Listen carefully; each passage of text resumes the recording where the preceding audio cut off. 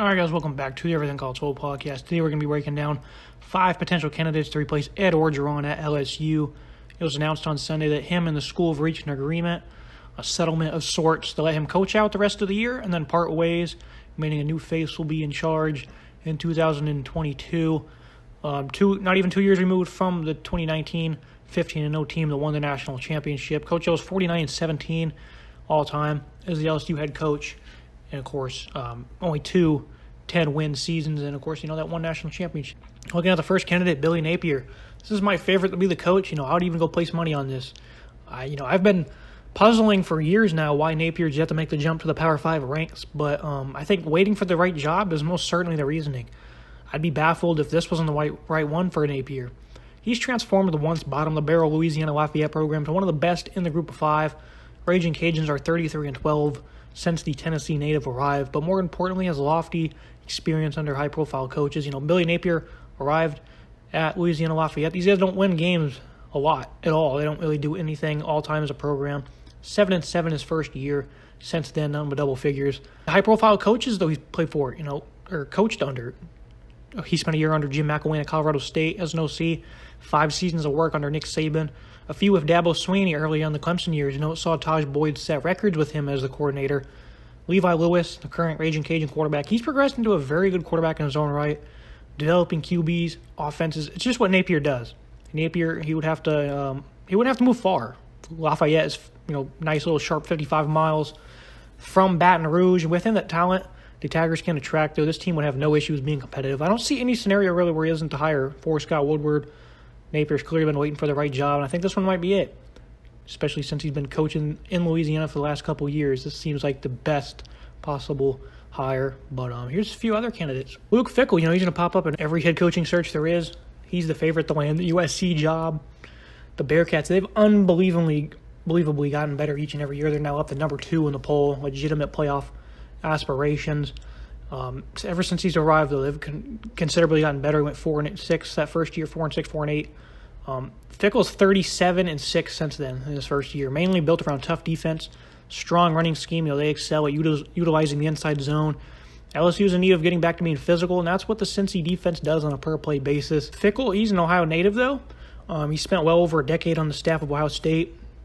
He's entertained other jobs, though. He interviewed at Michigan State last year. He sort of seems to be waiting for the right job himself. This could fit the bill because there's a lot of talks that maybe he doesn't want to go out west, even if Mike Bond, the guy who hired him at Cincinnati, now at USC, that seems to be the guy they want, but there's no guarantee that he wants to go out west.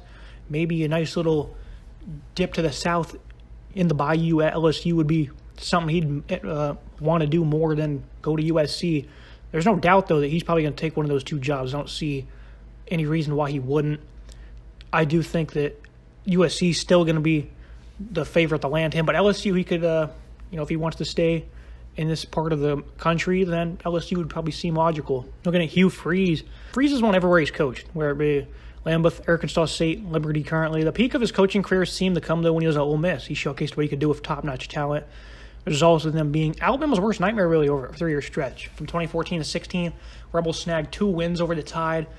And they led 21-3 in their only loss over that stretch. And they battled to the end. They only lost by a handful of points.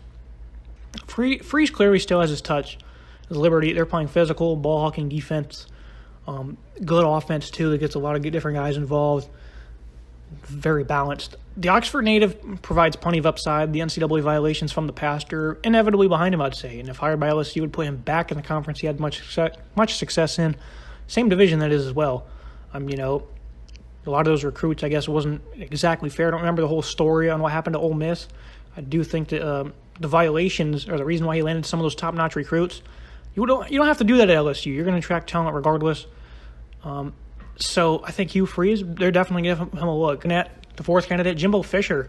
It's a pretty big, long shot, but I think it's worth a mention due to the ties. And this job being a high-profile gig. LSU athletic director Scott Woodward hired Jimbo at Texas A&M, and at the time it seemed to come out of nowhere. Remember, he was at Florida State, and then all of a sudden, a few days later, he's at Texas A&M, and it really was a shock to many. I didn't think that was going to happen. I don't think a lot of people did. There were talks about him wanting better facilities at FSU.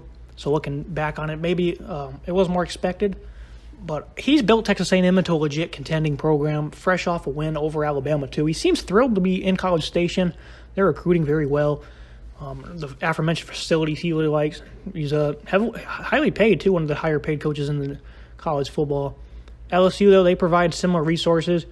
Jimbo also coached in Baton Rouge from 2000 2006, won a national championship as the OC under Nick Saban. So maybe there could be some intrigue here from his previous stint of success.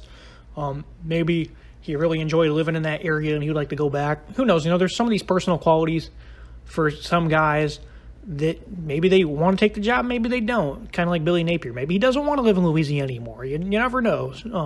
Those are things that only those guys and people close to him know. But maybe that's there where he wants to return to the area and coach football. So I think it's a long shot. Worth mentioning, though. Looking at the final candidate, Joe Brady, the famed offensive coordinator from that 2019 team, currently with the Carolina Panthers. He was the brains behind the operation. They saw Joe Burrow have the greatest single season in college football history by a quarterback. Big reason why LSU went 15-0. The thing about Brady, he's only 34 years old, though.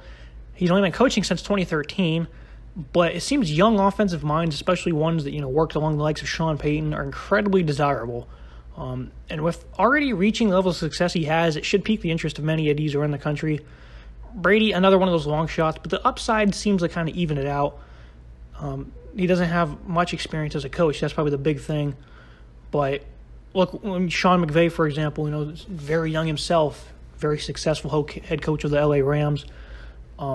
Could Brady have success here as a head coach of a program? I mean, maybe. Why not? He's already had a lot of success young in his career. Going to be very desirable. Other young quarterbacks are going to be like, I want to be Joe Burrow. So it could be a good pairing. And a lot of people are going to mention him until they make up their minds. I think this is another long shot. But I don't see him leaving the NFL for anything other than a head coaching job at a high program. So we'll see what happens, but I do think it's worth a mention because he's had a lot of success, and he's a heck of an offensive play caller and a coach. So that's going to wrap everything up for today. Just a quick episode. These are just 5 candidates that kind of stick out right now. It could be anybody. I still think Billy Napier will be the favorite to land this job, and he ultimately should. If he doesn't, I'm not really sure who else will, because I don't think Luke Fickell is going to come down here to LSU. Again, another one of those personal qualities. Maybe he does want to go out west, but reports kind of indicate he doesn't. We'll see what happens. I think Hugh Freeze will certainly be worth a call. People say names like James Franklin and Lane Kiffin, maybe.